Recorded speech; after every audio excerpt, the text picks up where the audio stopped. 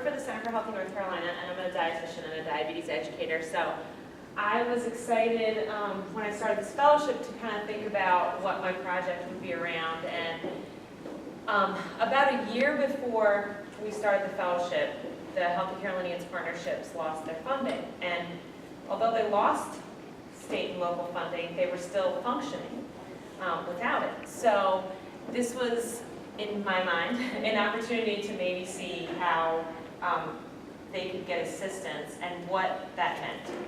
So that was my project goal. I really wanted to be able to work with different partnerships around the state and see what is it that they need to be successful, and how could we possibly take some of the partnerships that really weren't doing anything active and help them become more active. So what we did was I actually partnered pretty early on in the project with CareShare, because at the time CareShare was the one who did have a small amount of funding to be able to support the partnerships. At the time there wasn't really anything going on because they had some funding and they had a person at CareShare that was doing some work with the partnerships, but then that person left and it kind of fell through the cracks. So we got together with CareShare and we were able to do a survey to the partnerships that we thought were still existing. So what we found, we contacted 80 different counties, and we found that 67 of those were still had active partnerships, which was actually pretty impressive considering that for an entire year they didn't even have funding. So 49 of those actually completed our survey, which was a pretty high rate of completion when it comes to surveys. So this is what we found out.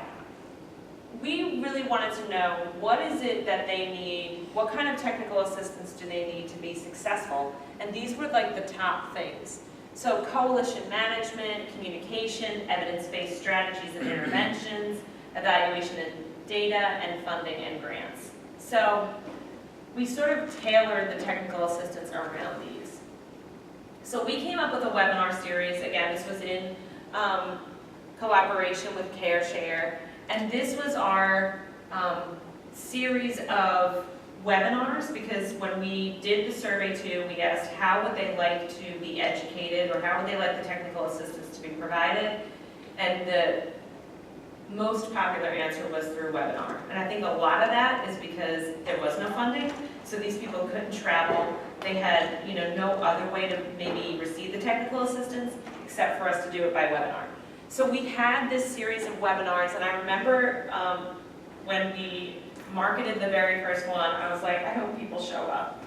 So it ended up being successful. So this was the very first webinar, and we had 77 registered and 55 show up, which we were really excited about because it was something that was brand new, and like I said, we just didn't know. But the rates were really good as far as, did we have effective presenters? Was this relevant to your work? And people were rating this pretty high, so we were excited. And then this was our last webinar in August. We still had 90 people registering and 54 attending, and again, saying that this was effective and this was relevant to their work. So it was something that sort of stayed consistent from start to finish.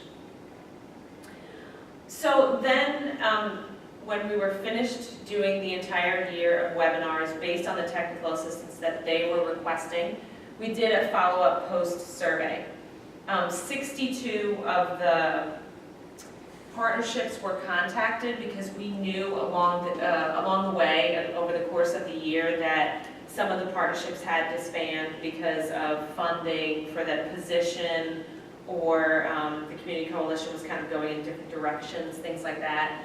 And then we had 36 respond. And Andrea Radford, who's a partial employee for CareShare, partial employee for Center for Healthy North Carolina, told me 58% completing the post survey is actually pretty good, because once you've had a set of people complete one, they kind of are wondering why they're being asked to complete it again.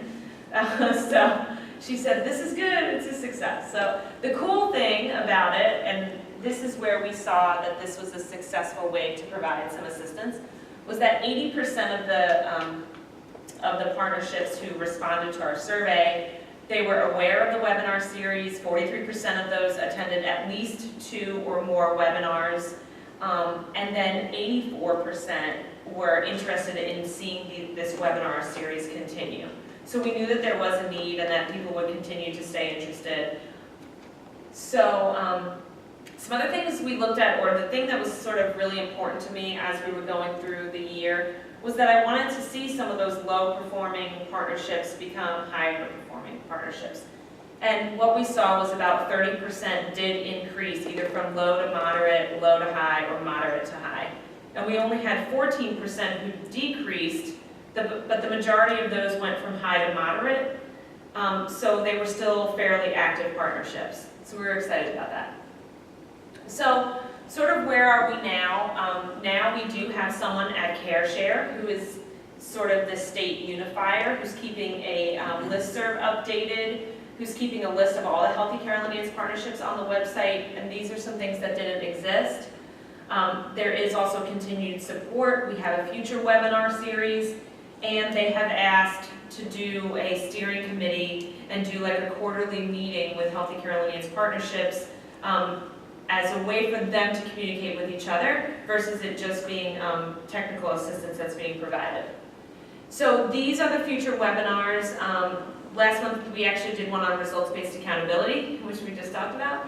And that also had a very high participation rate because it's so popular. We're going to talk about IMAP, which is a tool that is very North Carolina specific to search for evidence-based interventions. And all of these topics came from the post-survey with us asking, what do you need technical assistance on now? So I'm excited to see this continue, and I will continue to work with CareShare because now that this has started and has been a resource to communities, both of the organizations, Center for Healthy North Carolina and CareShare, support us to continue the effort. So like I mentioned before, we will do a steering committee, and a lot of the partnerships now also want to share some success stories that they've had over the years, so we will kind of work those into our webinar series as well. That's it.